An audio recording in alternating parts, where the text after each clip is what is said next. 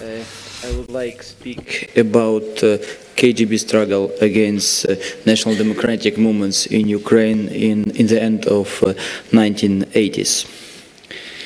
In the new political situation where the leadership has announced a policy of perestroika and democratization, the KGB could not use conventional methods of repression and physical elimination of opponents and intimidation the society. So the last 5 years in the history of Soviet Communist Security Service, its agents were forced to use new methods. On the basis of the KGB documents, I will try to find out how effective was their fight against the national democratic movement in Ukraine.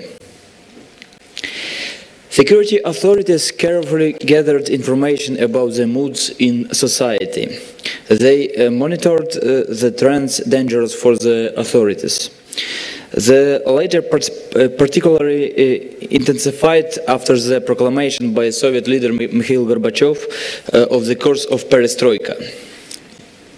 Dissatisfaction with the regime increased after unsuccessful attempts to hide the scale of Chernobyl accident. Therefore, it is the year of 1986 when attempts to organize informal groups modeled after the Polish Solidarność were first mentioned in the documents. During the following 1987, the number of public initiatives began to grow rapidly. The danger to the security forces was a return to active public life of political prisoners who were released from prisons. To neutralize them, they were asked to write the repentance letters. As a result, 48 of 72 former prisoners wrote them. The remaining 24 refused such offers. Therefore, they were intensively monitored and the confirmation was obtained. They expressed their intention to continue antisocial activity. In order to facilitate its work in Ukraine, the KGB decided not to interfere with immigration of some former political prisoners. For mild influence on tough ones, they planned to allow some former political prisoners to work in their field in groups that can reform their character. Of course, security authorities did not abandon the attempts to compromise the most influential persons. For example, on September 27, 1987, at Kiev airport, American journalist Marta Kolomiets was detained, and in her luggage, the KGB found a hidden videotape with interview of two prominent Ukrainian dissidents, Vyacheslav Chernovil and Bogdan Horin. KGB prepared and placed in press the article entitled "Interview from Under the Counter."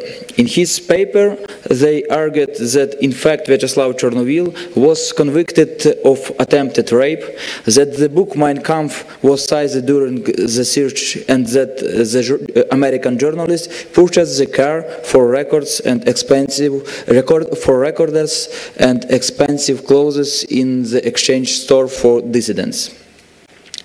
Opposition democratic movements was active not only in Ukraine but in other Republic of the Soviet Union and Communist Eastern Europe. Communist Security Service realized that they were dealing with a large-scale international phenomenon. In its report, there is always concern that Ukrainian activists learn the experience of social movements of Baltic states and Poland. It was essential for the security service to prevent the coordination and cooperation between various national democratic movements in Soviet Union. Therefore, the activists of the Ukrainian National Democratic Movement were detained at airport under various pretexts in order not to let them go to outside the Republic to participate in international actions. The National Democratic Movement started to become younger in 1988. A lot of student social initiative emerged. They rapidly got politicized, and they posed another serious problem for the regime. Given this, KGB recommended that state agency speed up the establishment of official youth organizations and clubs, which would divert young people from participating in opposition activity. Important attention should be given to propaganda which would expose the hostile intentions of foreign subversive centers to influence the young people. In their documents, KGB very often explains the growth of the opposition movements in Ukraine by the influence of hostile foreign intelligence or expat nationalist center. This thesis was well fit into the communist ideology, but was not able to find out the real motives that pushed people to join the fight against the government. To help control the increasing activity of National Democratic Movement, the head of the KGB offered to adopt law on public association and their registration, which would stop the activities of informal opposition organization. As of mid of 1988, the KGB monitored 21 organizations, among the activities of which were former political prisoners. On July 7th, 1988, they created one of most famous Ukrainian opposition organizations of that period, Ukrainian Helsinki Union. Its goal was to become a political party in opposition to the communists. The authorities knew well that the growth of the National Democratic Movement it's not possible to stop. So it decided to divert in the right direction. In July 1988, the KGB prepared a recommendation which stipulated the need to create social associations struggling for perestroika controlled by the government. The security service decided to use the attempts of social activists to unite in broad coalition of a kind of popular front in the Baltic states. For a short period of time, the government managed to establish control over this initiative. That is why the published program of People's Movement of Ukraine for Perestroika, Народний рух України за перебудову, did not contain the harsh opposition slogans. Struggles about the new organization continued. In some areas, especially in western Ukraine, where National Democratic Movement was the strongest, radical dissidents have established control over this new organization. KGB did not disdain to organize small provocation against the activities as well. In particular, the Department of Counter the Stealing of Social Property, OBHSS, was recommended to deal with distribution of Samizdat magazine Ukrainian Herald, Ukrainский Вестник, in order to bring his publishers to account for speculation. Police was instructed to look for citizens at homes by which meetings were held and ask them to complain on the organizer for creating noise. The certain activists were to be tried in court and detained for a few days for organized unsanctioned rallies. Later, the KGB reported that due to its involvement during 1989, there were 28 criminal cases in Ukraine, and 1,125 individuals were brought to an administrative court. However, none of the methods did work, and National Democratic Movement in Ukraine continued to grow. According to the KGB document, there were 1,565 mass events in Ukraine in 1989. More than 2 million people participated in them.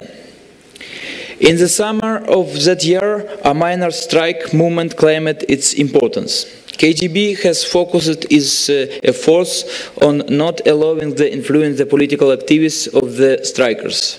Moreover, security service recommended the government to indoctrinate them ideologically and nominate them as candidates in the election.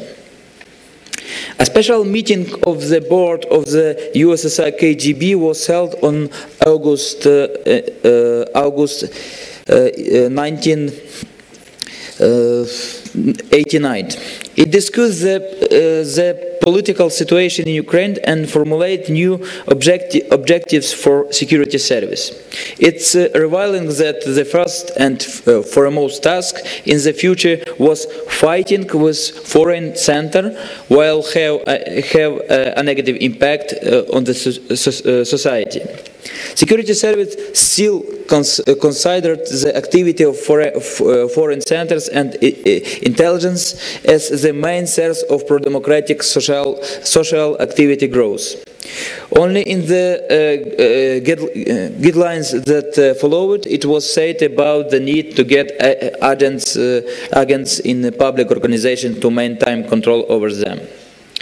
In September 1989, the KGB had to acknowledge that in the newly created People's Movements of Ukraine, the balance between the true opposition activists, first of all members of Ukrainian Helsinki Union, and controlled by the government activists is not to the advantage to the government. Confrontation between them took place at the Congress during 8 and 10 September 1989. After it ended, the KGB reported that attempts of Helsinki Union to convert the new association in a political party and to proclaim the struggle for independence as its program goal were thwarted. But in the next 1990, the government lost control over the organization that became one of major opposition forces in Ukraine. This organization took part in the election, won a convincing victory in Western Ukrainian. Overall, this year was a time of victory for democratic opposition. They got parliamentary representation, formed quite a large and active opposition parliamentary fraction, 125 of 450 members of parliament. They managed to proclaim the sovereignty of Ukraine and sacked the cabinet as a result of mass student protest. The victory of Velvet Revolution in Eastern Europe intensified confusion of communist regime in the USSR in the 1990s. They still tried to stop the democratic movement by usual methods. In particular, the leadership of KGB and the Minister of Interior and Prosecutor's Office proposed in July 1990s to introduce a moratorium on mass rallies in Ukraine. The communists managed to overcome own confusion and organize resistance to opposition only in the end of 1990s. In November, the special service staged a successful provocation against one of most active opposition member of parliament, Stepan Khmara, who was arrested for the alleged attack on policemen. In December, the KGB reported about confusion in the democratic forces. In January 1991, there were well-known events in Vilnius, which, according to the KGB, had a deterrent effect on the activity of Ukrainian opposition. They feared that violent scenario in Ukraine. Another effective counterattack of the communists was a referendum held in March, which ended to their advantage. The majority of the population of Ukraine supported the preservation of USSR. In the summer this year, Soviet leadership got support from the leading Western powers, who urged the Ukrainian opposition to abandon the idea of independence.